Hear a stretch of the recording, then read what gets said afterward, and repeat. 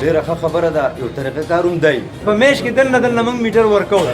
کور باندې د 11000 لین تللی دی ډېر چیت دی او سبا په 12 غنټه کې انشاءالله موږ رسوم چې هغه د شپږو په ځای باندې 14,000 ورکوي یو ګاډی ولو می کنه نو هغه بوله دیو مسلې حل کوي اچوي چې ټرانسفارمر مو پیسې ورکړي د ټرانسفارمر به بالکل پیسې نه ورکوي. تیر ورځ د منګوري په علاقه نوي کلي کې د سابقه نایب ناظم اجمل خان په ځای کې د علاقې خلکو د وابډا د مشرانو سره کلاو خبرې اترې وشوې. د علاقې خلکو خپل مشکلات وړاندې کولو وروسته د وابډا مشر افسر AC خالد خان په خپله وینا کې وویل دا زمانم چې اسوات ما باندې حق ته او د اسوات تا پوسټ ما بچوي څه غشتري زما اسلام آباد کې پوسټ وو پروموشن د پس اسوات د پیښور تک لمه ما ته نه اسوات خلیل اسوات تک چې د اسوات کې خپل د مجلس کار وکړ هغه ټم مسله تاسو دا زاړه تارونو تاسو دا وایي چې دا ریپلیس شي دا خو به زه دا کوم چې د کې مونږ ډیر داسې کړي دي چې دا غي اپروول شوی دي خو چونکې دا ټایم شارټ دی زه تاسو ته نشم ویلی چې را د کم کار اپروول شوی دی او د کم نه شوی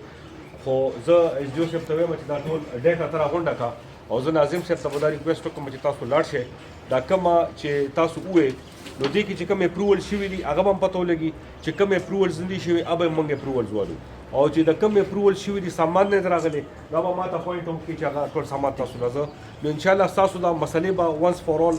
یو ځای باندې ټول ختم کړو دا چوي چې ټرانسفارمر مو پیسې ورکړي د ټرانسفارمر به بالکل پیسې نه ورکوي څوک چې در پیسې غواړي هغه تاسو خپل افسرانو ته وایي ټرانسفارمر چې تاسو سوځي اوس موږ سره خپل پرایویټ ورکشاپونه دي هغه کې زموږ ټرانسفارمر جوړیږي او هغه ټرانسفارمر موږ لګو تاسو سبا په 12 غنټه کې ان شاء الله موږ ټرانسفارمر ستاسو انډیویډوال مسله نه میټر ورته میټر تیز دی دا یو څه چک کا او تاسو سم مسله می زما دفتر ته نږدې دی مال تاسو اړو خاطر شي زه به ان شاء الله زه تاسو سرویسز لپاره هر وخت اویلیبل یم که تاسو چا مسله حل نشي نو مهرباني وکړئ چې ما ته رابطه کوئ چې دلته جنګي سټاف کم دی یو خبره چې دا ده ډېر کم دی جو صاحب ته پته ده بل چې زموږ یو پریدون یو کس وه د موږ د دې کلي لمنو د هغه لږ پروموشن وشو د هغې موږ ته دا سهولت وځي چې په کلي کې به وو نو موږ به اني ټایم څوک ورالو دا ورالو هغه خو د خلي کې د دې کال دوی وشول هغه که راځي یو ریکوست هغه به زموږ ډېر لاس ته کېږي سټاف کم دی نو د هغه نه موږ ته دا فایده ده چې لکه د شپې هم راویستی شو او کار ته اخیستی شو ان شاء الله زه به کوشش کوم دا چې کومې مسلې تاسو ووایئ دا به درنه زه په پریورټي باندې حل کړم او په بیا هم تاسو څه مسلې پاتې شي نو زما ټلیفون نمبر هم تاسو اخیستی شي زما نه تاسو دفتر ته پراته زه به ان شاء الله تاسو 24 غنټې د مشر میلمه د خبر وروسته د علاقې مشرانو وویل چې زموږ په یادو کې دا اولنی ځل دی چې وابډا عوام یو بل ته مخامخ خپلې مسلې وړاندې کوي زما په خیال چې د وابډا په تاریخ کې زما په یادو کې دا اولنی ځل دی چې دا چې کوم مشران افسران دي هغوی رالو او د عوامو مسایل یې واورېدل